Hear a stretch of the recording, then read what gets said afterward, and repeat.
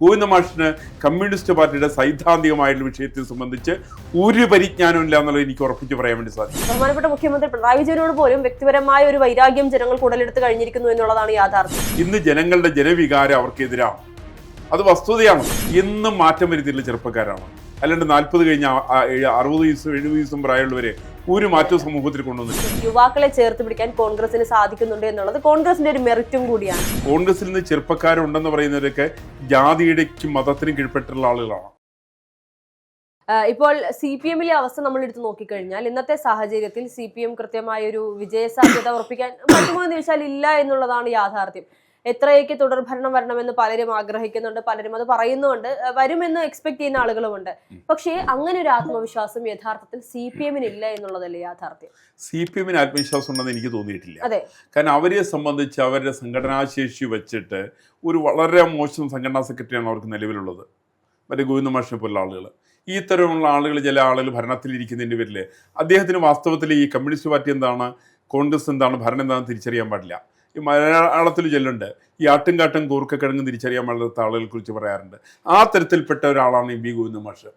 ഗോവിന്ദ മാഷിന് കമ്മ്യൂണിസ്റ്റ് പാർട്ടിയുടെ സൈദ്ധാന്തികമായിട്ടുള്ള വിഷയത്തെ സംബന്ധിച്ച് ഒരു പരിജ്ഞാനവും ഇല്ല എന്നുള്ളത് എനിക്ക് ഉറപ്പിച്ച് പറയാൻ വേണ്ടി സാധിക്കും. ഒരു പരിജ്ഞാനവും ഇല്ല, കാപട്യമാണ് ശരിക്കത്. അപ്പോൾ അത്തരം ഒരു പ്രസ്ഥാനത്തിനകത്ത് വരുന്ന തെറ്റുകുറ്റങ്ങളെ സംബന്ധിച്ച് അദ്ദേഹത്തിന് പഠിക്കാൻ സാധ്യമല്ല, കമ്മ്യൂണിസ്റ്റ് പാർട്ടിക്ക് മനസ്സിലാക്കാൻ വേണ്ടി സാധ്യമല്ല.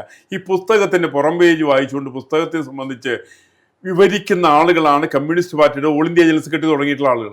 ഒരു പുസ്തകം വായിച്ചിട്ടല്ല പറയുന്നത്. ഈ തരം കാപട്യങ്ങൾ അവരെ സംബന്ധിച്ചിട്ടുണ്ട്. അതുകൊണ്ട് വസ്തുതകൾ അവർ മനസ്സിലാക്കാൻ ഏറെ സമയം പിടിക്കും. ഇന്ന് ജനങ്ങളുടെ ജനവികാരം അവർക്കെതിരാണ്, അത് വസ്തുതയാണത്. പക്ഷെ അവരത് അംഗീകരിക്കുന്നില്ല. അവരംഗീകരിക്കുന്നില്ല. അവരിതിനകത്ത് പുതിയ നറേഷൻസ് കൊണ്ടുവരികയാണ്. ഈ നറേഷൻസ് വെച്ചിട്ട് കേരളം പിടിക്കാന്നവർ ധരിക്കുന്നു. ആ നറേഷൻസ് അല്ല അവർ സഹായപ്പെടുക. ഒരുപക്ഷെ കോൺഗ്രസിന്റെ കഴിവുകേട് അവർ സഹായിച്ചേക്കാം. അത് അവർ ഈ നറേഷൻസിന്റെ സക്സസ് ആണെന്ന് അവർ വിചാരിച്ചാൽ ഏത് തരത്തിലാണോ 25 കൊല്ലക്കാലത്തെ ഭരണം കൊണ്ട് പശ്ചിമ ബംഗാൾ അവർക്ക് നഷ്ടപ്പെട്ടത്, 20 കൊല്ലക്കാലത്തെ ഭരണം കൊണ്ട് ത്രിപുര അവർക്ക് നഷ്ടപ്പെട്ടത്, 60 കൊല്ലക്കാലത്തെ ഭരണം കൊണ്ട് അവർക്ക് 60 കൊല്ലത്തോളമാണ് സോവിയറ്റ് യൂണിയൻ നഷ്ടപ്പെട്ടത്, 20 കൊല്ലക്കാലത്ത് ഭരണം കൊണ്ട് അവർക്ക് ഹംഗറി നഷ്ടപ്പെട്ടത്, യൂഗോസ്ലാവ്യ നഷ്ടപ്പെട്ടത്, ഇതേപോലെ തന്നെ കേരളവും കമ്മ്യൂണിസ്റ്റ് പാർട്ടിക്ക് 15 കൊല്ലം ധാരാളമാണ്. 15 കൊല്ലത്തേക്ക് പോകില്ലായിരിക്കും. അല്ല, വേണമെന്ന് നിർബന്ധമില്ല. 10 കൊല്ലം തന്നെ ഏറെക്കുറെ ആയിക്കഴിഞ്ഞു. ഇനി ഭരിക്കാൻ സാധ്യതയില്ല. പക്ഷേ ഇനി 5 കൊല്ലം കൂടി കിട്ടിയാൽ പോലും, കോൺഗ്രസിന്റെ കെടുകാര്യസ്ഥത കൊണ്ട് കിട്ടിയാൽ പോലും കമ്മ്യൂണിസ്റ്റ് പാർട്ടിയെ നശിപ്പിക്കാനായിട്ട് ഈ 5 കൊല്ലം ധാരാളമാണ്. ഇനി വരികയാണെങ്കിൽ ഇനി വന്നാൽ നാശം ഉറപ്പാണ്. അതെ, പക്ഷെ ഇനി ഒരു അവസരം അതിന് ജനങ്ങൾ കൊടുക്കുമെന്ന് തോന്നുന്നില്ല. അതിന് ജനങ്ങൾക്ക് കൊടുക്കാം. കാരണം കേരളത്തിലെ ജനങ്ങൾ നമ്മൾ ധരിക്കുന്ന പോലെയല്ല. കേരളം ഒരു പ്രത്യേക സ്ഥലമാണ്. നിങ്ങളൊന്ന് ആലോചിച്ച് നോക്കൂ, ലോകത്തിലെ ഏറ്റവും കൂടുതൽ വിദേശികൾ ആദ്യകാലത്ത് വന്നിരിക്കുന്ന കേരളത്തിലാണ്. സെന്റ് തോമസ് തുടങ്ങിയിട്ട്, അറബികൾ തുടങ്ങിയിട്ട്, പോർച്ചുഗീസുകാര്, ഡച്ചുകാര്, ബ്രിട്ടീഷുകാര്, ഫ്രഞ്ചുകാര് എല്ലാവരും വന്ന് കേരളത്തിലേക്കാണ്. കാരണം ഏറ്റവും കൂടുതൽ വളക്കൂറുള്ള മണ്ണായിട്ട് അവർ തിരഞ്ഞെടുത്തത് കേരളത്തെയാണ്. അങ്ങനെയുള്ള കേരളത്തിൽ നമ്മൾ ധരിക്കുന്നത് അതാണ് ഏറ്റവും വലിയ പുരോഗമനം ധരിക്കുന്നുണ്ട്.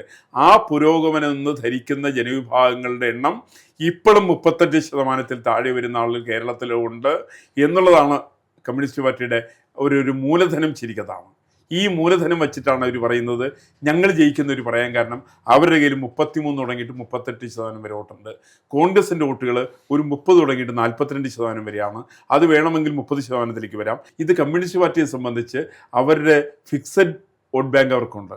ഇത് കേരളത്തിൽ കോൺഗ്രസിനെ സംബന്ധിച്ചില്ല.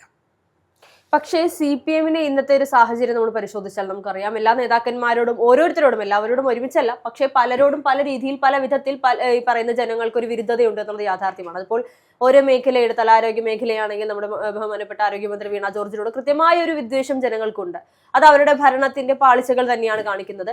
ഇപ്പോൾ സംസ്ഥാന സെക്രട്ടറി ഗോവിന്ദൻ മാഷിനോടാണെങ്കിൽ പോലും, അതല്ല വിദ്യാഭ്യാസ മന്ത്രി വി ശിവൻകുട്ടിയാണ്, അങ്ങനെ ഓരോരുത്തരെടുത്ത് നോക്കിയാലും ബഹുമാനപ്പെട്ട മുഖ്യമന്ത്രി പിണറായി വിജയനോട് പോലും വ്യക്തിപരമായ ഒരു വൈരാഗ്യം ജനങ്ങൾ ഉടലെടുത്ത് കഴിഞ്ഞിരിക്കുന്നു എന്നുള്ളതാണ് യാഥാർത്ഥ്യം. ഈ പറയുന്നത് പോലെ ഭരണവിരുദ്ധ വികാരമില്ല എന്ന് പറയുമ്പോഴും പിണറായി വിരുദ്ധതയുണ്ട് എന്നുള്ളത് CPM അംഗീകരിച്ചു കഴിഞ്ഞിരിക്കുകയാണ്. ഈ സാഹചര്യത്തിൽ CPM-നെ സംബന്ധിച്ച് മത്സരാർത്ഥികളെ 140 മണ്ഡലങ്ങളിലും പറയുന്ന സ്ഥാനാർത്ഥികളെ നിർത്തിയാൽ പോലും വിജയ സാധ്യത ഉറപ്പിക്കാൻ, അല്ലെങ്കിൽ ഒരിടത്തും CPM-ന്റെ സ്ഥാനാർത്ഥികൾ വിജയിക്കില്ല എന്ന് പറയുന്ന ഇടത്ത് നിരീക്ഷകർ പോലും ഇന്ന് നമ്മുടെ കേരളത്തിലുണ്ട് എന്നുള്ളതാണ് യാഥാർത്ഥ്യം. അത്രയും വലിയൊരു തോൽവി, അല്ലെങ്കിൽ ഒരു നാണം കെട്ട തോൽവി CPM-ന് കാണേണ്ടി വരുമോ വരുന്ന നിയമസഭാ തെരഞ്ഞെടുപ്പ്? അല്ല, അത് വന്നാലൊന്നും അത്ഭുതപ്പെടാനില്ല. പക്ഷെ നമ്മുടെ ഒരു മറുവശമുള്ളത്, എന്നും പരിവർത്തനം ഉണ്ടാവണം, യുവാക്കൾ ഉണ്ടാവണം. അങ്ങനെയെങ്കിൽ യുവാക്കൾ ഏറ്റവും കൂടുതലുള്ളത് കോൺഗ്രസിനല്ലേ ഇപ്പോഴത്തെ സാഹചര്യം? അല്ല, കോൺഗ്രസിൽ ഒറ്റപ്പെട്ട നേതാക്കന്മാരില്ല എന്ന് ഞാൻ പറയുന്നില്ല.